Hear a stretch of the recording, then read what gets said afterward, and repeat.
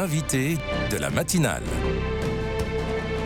KTO Radio. Cela ne vous a sans doute pas échappé, le pape François se rend dimanche prochain à Ajaccio en Corse, une journée historique durant laquelle le Saint-Père va rencontrer le président de la République, va présider une messe et conclura également le matin un colloque sur la religiosité populaire en Méditerranée, colloque auquel participe notre invité ce matin, Jean-Charles Adamy. Bonjour.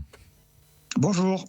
Merci beaucoup d'être avec nous. Alors, vous êtes professeur de langue corse dans un lycée à Bastia et également confrère. Vous faites partie d'une confrérie, celle du Très Saint Crucifix, dans la vallée de la Bravonne, dans le centre-est de la Corse.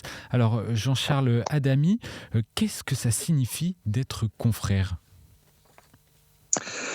Alors, être confrère, ça signifie déjà d'être engagé activement dans la vie de l'église locale, là où vous vous trouvez.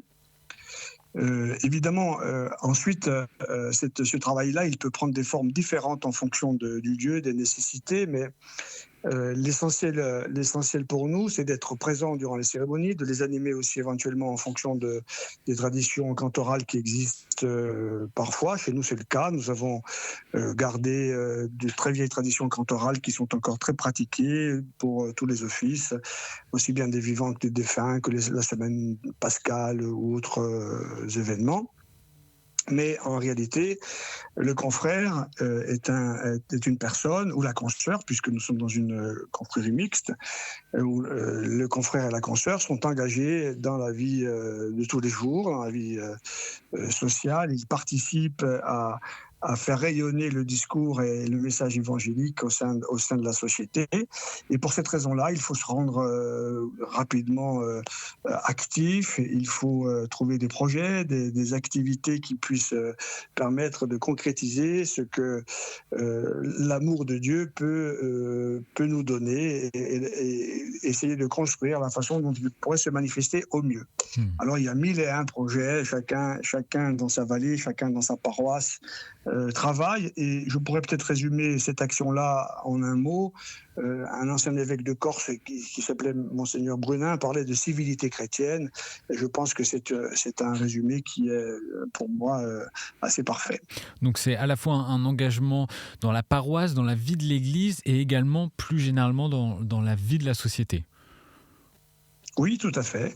L'idée, c'est de contribuer activement au rayonnement du message évangélique, mais en même temps, il ne s'agit pas d'être prosélyte, il s'agit simplement de témoigner, de prendre acte de ce que sont aussi toutes les différences qui constituent la société.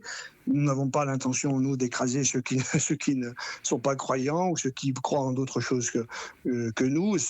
L'essentiel, c'est de construire une société de paix, et la paix, il faut la comprendre au sens étymologique ancien, c'est-à-dire l'action d'unir et de souder.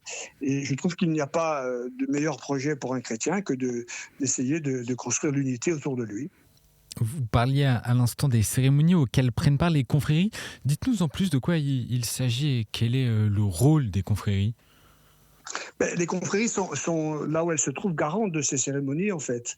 Parfois même, il y a des cérémonies qui se déroulent sans prêtre, comme celle du Jeudi Saint, par exemple, ou même parfois du Vendredi Saint, les processions qui sont des processions qui sont très ritualisées, évidemment, et où les chants interviennent, aussi bien dans la forme polyphonique que dans la forme monodique. Et donc, il y a toutes sortes d'actes de foi et d'actes dévotionnels qui sont maintenus et garantis par l'existence des confréries qui, dans une certaine mesure, transmettent ces choses-là aux générations les plus jeunes et permettent aux choses de perdurer. Donc il y a une continuité dans l'exercice de la voix et de la foi qui est importante, et la confrérie est aussi là pour ça, pas uniquement, mais aussi là pour ça. Jean-Charles Adamy, en quoi la dévotion populaire au cœur du déplacement du pape est un sujet important en Corse ? Mais c'est important parce que ça pose évidemment la question de la foi de façon un petit peu originale. C'est lié à la question de la mémoire. Ce sont des activités mémorielles qui sont liées aussi à l'identité. Et donc il y a un avantage à traiter ces choses-là, évidemment, mais il y a aussi l'inconvénient et le danger, parce que vous savez bien que parfois la mémoire peut être utilisée et instrumentalisée, et la foi de même. Et donc l'idée pour nous, c'est de travailler dans un contexte apaisé. Donc on parle souvent de mémoire active et non pas de mémoire inerte. Pour nous, il ne s'agit pas de proposer quelque chose qui soit une répétition mécanique de ce que les anciens faisaient, mais de proposer une tradition dynamique qui réponde à des exigences du moment.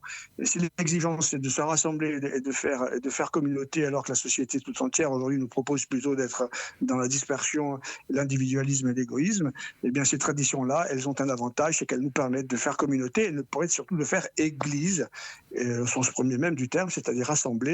Et ça a une force que j'imagine que le Saint-Père a retenue comme étant déterminante dans un acte de modernité de l'Église et même dans un acte de synodalité, je pense, parce que ce sont des laïcs qui, la plupart, organisent ces choses-là et les maintiennent vivantes. Et donc, j'imagine que ce sont des éléments qui, pour lui, ont leur importance. Quelle est la dynamique autour des confréries en Corse? Car on sait aujourd'hui de l'aspiration des jeunes à cultiver leur identité aussi. Les confréries sont très dynamiques en Corse.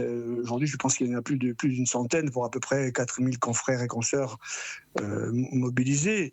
Mais je vous dis, la construction, elle doit être aussi bien pensée, parce que lorsque les jeunes ils viennent pour des questions d'identité, il faut être très prudent. C'est-à-dire que nous ne voulons pas que les confréries se transforment en succursales de partis politiques, loin de là. L'identité peut être posée de façon très tranquillement. On parle de foi inculturée. Donc il faut que la foi soit inculturée. L'Église universelle parle de ces choses-là. Elle en parle pas seulement en Corse, elle en parle partout.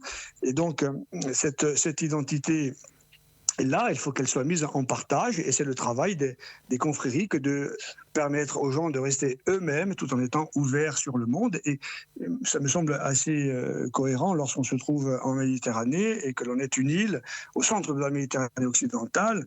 La mer, ce n'est pas un mur infranchissable, mais comme le disait Fernand Braudel, c'est une plaine liquide qui permet justement tous les échanges possibles et imaginables. Et notre culture, en fait, elle est à la fois particulière, unique, enracinée, mais en même temps constituée d'éléments qui nous viennent parfois de très loin et qui ont été intégrés comme des éléments forts, charpentant notre propre culture.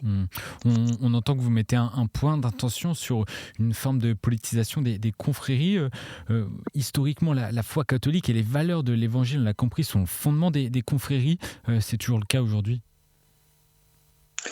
C'est-à-dire que la confrérie n'est pas un parti politique, donc il faut bien s'entendre sur ça. Au contraire, c'est même un tiers-lieu qui permet à des gens qui, dans la société civile, ne pensent pas forcément la même chose, parfois sont opposés.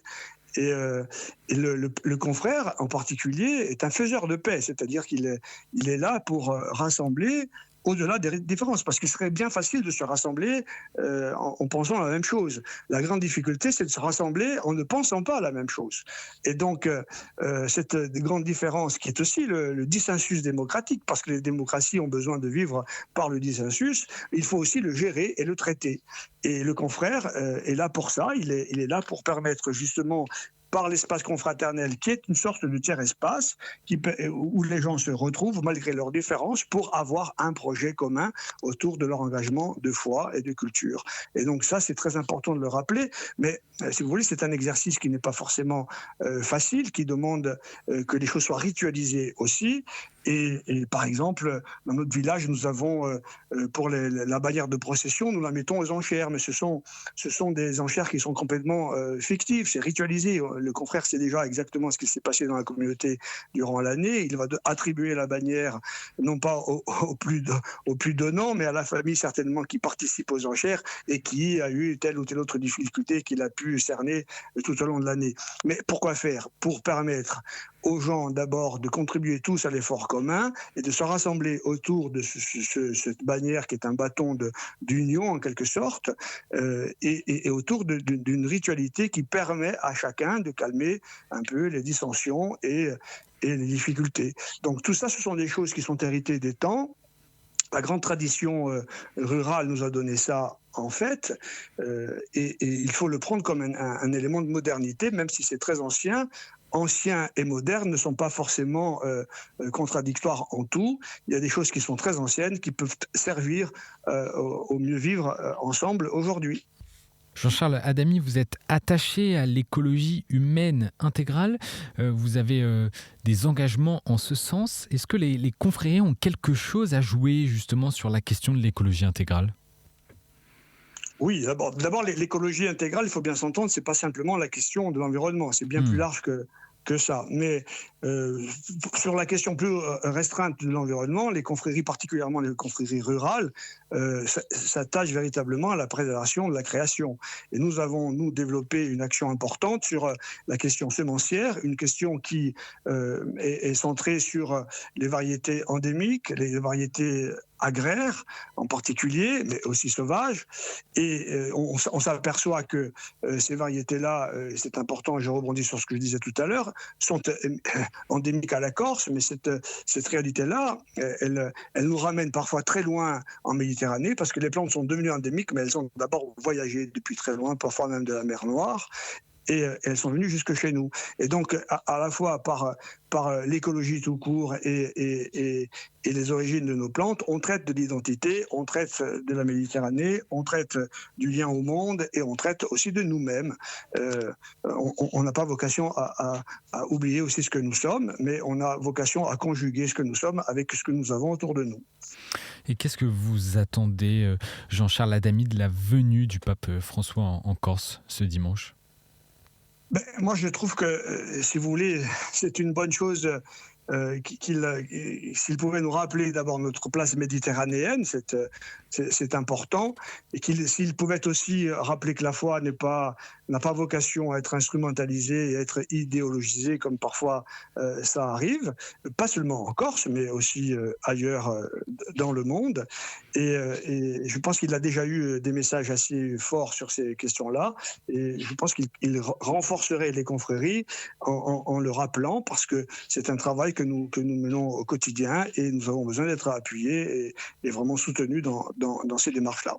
Merci beaucoup Jean-Charles Adamy d'avoir accepté notre invitation ce matin et de nous avoir fait découvrir le rôle des confréries, les confréries au cœur de la dévotion populaire en Corse à laquelle le pape François rend hommage en se rendant à Ajaccio ce dimanche. Un voyage historique à suivre bien sûr sur KTO Radio et KTO TV. Et je rappelle que vous êtes également membre d'une des plus de 100, vous dites, moi j'avais noté 92, plus de 100 confréries en Corse. Il en est créé assez régulièrement désormais. D'accord. Il y a un regain extraordinaire, c'est presque inattendu en fait. Signe en tout cas de la dynamique de la dévotion populaire et vous êtes, je le rappelle donc, l'un des membres de la Très Sainte Crucifix, une confrérie dans la vallée de la Bravonne, dans le centre-est de la Corse. Merci à vous d'avoir été avec nous ce matin. Merci, au revoir.